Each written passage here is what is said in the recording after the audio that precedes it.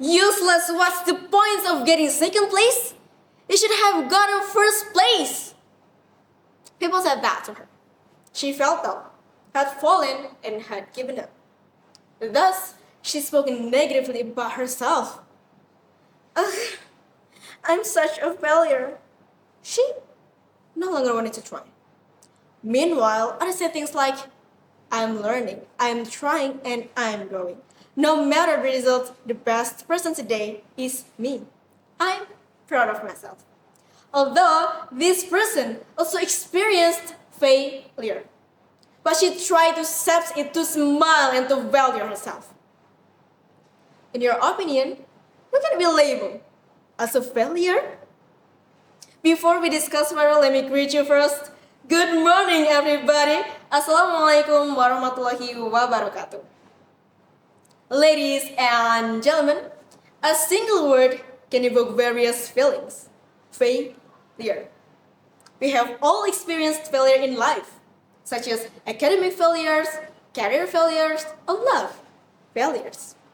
Various feelings arise in our hearts: hurt, pain, and despair. All the bad words echo in our heads. What have I done? Why am I like this? I'm just wasting my time. People around us also have many expressions. Some of them are happy to worsen the situation, saying things like, yes, you're a useless failure. You can do nothing. While others encourage us with phrases like, it's okay, you did your best, you can try again next time.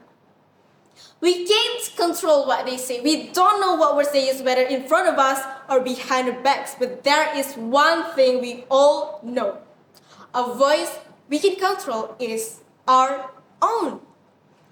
Yes, others are free to say whatever they want, and the same goes for ourselves. How have we been speaking to ourselves all this time? If we can't say good things to others, then we can say them to ourselves. And if we dare to speak bad things to others, then we should never be afraid to receive that negativity towards ourselves. I enjoy listening to podcasts from various platforms, especially about self-love, and I'm sure many of you also enjoy listening to podcasts like I do. Self-love podcasts not only provide good phrases, but also give many examples of negative phrases, and these get absorbed into our minds. They suggest that we do self-affirmations, fulfilling positive statements about ourselves.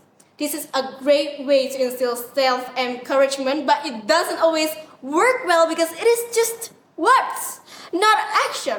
So what we can do is to believe in the positive words, whether it's said by others or ourselves, and then take action with persistence. Or conversely, if we believe in the negative phrases in our minds or those said by others, we will drown in them, stopping us from doing anything. Words change our perspective, change our feelings, change our identity. However, the only thing that can't really change is ourselves. It is ourselves who will take action for all of this to shape who we are now and in the future. Alright, we return to the first person in our opening example who called herself as a failure. And with that single word, she closed the door on her future. She painted her entire identity with broad stroke of defeat. But the second person, who also faced failure, chose to tell a different story. She didn't deny the setback, but she chose to define her identity not by the outcome, but by the effort. The best person today is me. I'm proud of myself. This phrase isn't just about self-love, it's about her belief and courage. It's about separating the action from the identity, preserving the self-worth. We can look at how this also applies to a legendary figure in Indonesia, Bung Tomo. Remember the Battle of Surabaya in November 1945? Militarily, we were completely defeated. The city was destroyed. Thousands of our fighters died. That was really massive failure, right? But Bung Tomo thought of something different. He didn't focus on that failure, instead on the burning spirit. His iconic cry, freedom or death, transformed a failure defeat into an everlasting moral victory. That's his power. He taught us even if we fall, it doesn't define who we are. The most important is what we do after that failure and what words we choose for ourselves. So this is also applies to how we talk to ourselves. The words we use after a mistake, after a failure are crucial. They determine whether we rise stronger or fall deeper and stop.